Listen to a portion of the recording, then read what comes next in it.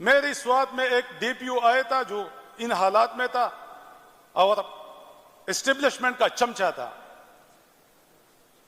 اس کی ایک سال میں کرائم ریشو سوات میں 342% بڑھا ہے. وہ صرف ٹک ٹاک کرتا تھا.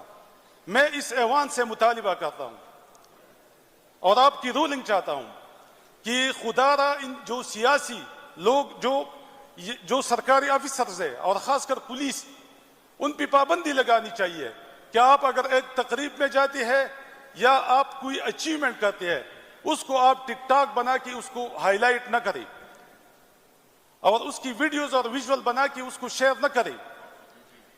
یہ آپ کی ڈیوٹی ہے اور آپ اس صوبے کی عوام کی ٹیکس پہ تنخواہ لیتی ہے. یہ کوئی احسان نہیں کرتی کہ یہ اپنی بڑوں کو، اپنے لوگوں کو یہ ٹک ٹاک بیچتے اور ویڈیوز بیچتے کہ میں نے اپنی ذمہ داری پوری کی ہے.